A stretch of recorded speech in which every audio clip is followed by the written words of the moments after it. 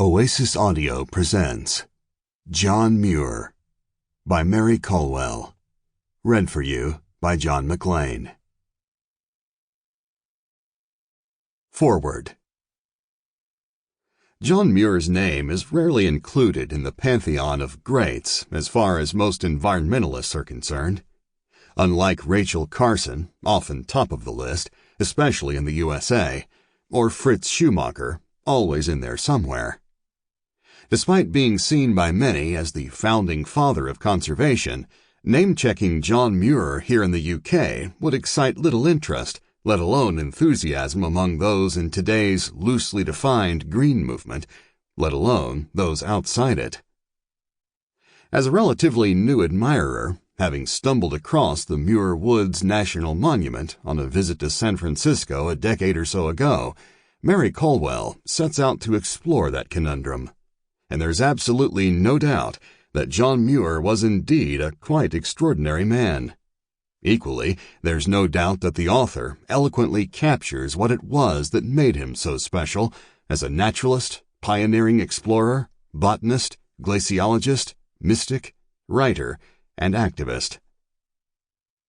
And part of this extraordinary life is that he lived through extraordinary times.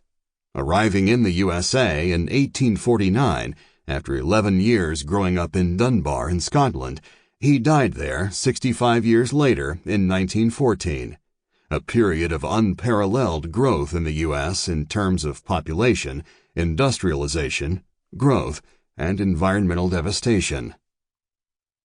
Muir's response to that growth and destruction was fascinating. It wasn't until the 1890s that he took on the campaigning role for which this founding father is now revered. In that role, he was one of the founders, in 1892, and the first president of the Sierra Club, still one of America's most admired and influential NGOs today. Before that, for 30 years, he was a traveler. Early in his life, as the author puts it, he was more like a cork bobbing on an ocean rather than a man with a mission to fulfill. A reveler in and devotee of nature, wilderness pumped through John's veins.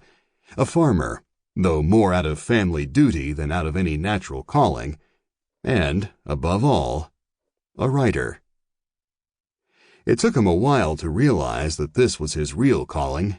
There were many points in his life where it was his friends and mentors that had to urge him to focus more purposefully on his writing.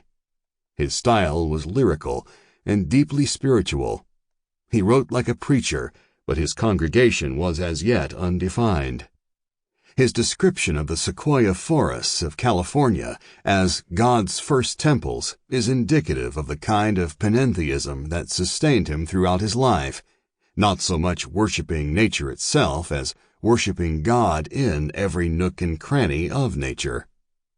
And no other author had quite the impact on gathering environmental sensibilities than he did. He had the ability to reach through the page, take the reader by the hand and guide them to singing streams, towering trees, intimate conversations with wildlife, and ranges of mountains so beautiful they made him fall on his knees in prayer. He was the voice of the wild, and the tip of his quill glowed with divine love. One of Mary Colwell's recurring questions is this: who has taken up that baton? On the literary side of things, that's a hard question to answer, not least because that kind of Wordsworthian lyricism, in poetry or prose, is so deeply out of fashion. For instance, the writer Alistair McIntosh, brought up on the Isle of Lewis, would undoubtedly be counted as one of today's most influential writers on the relationship between humankind and the natural world.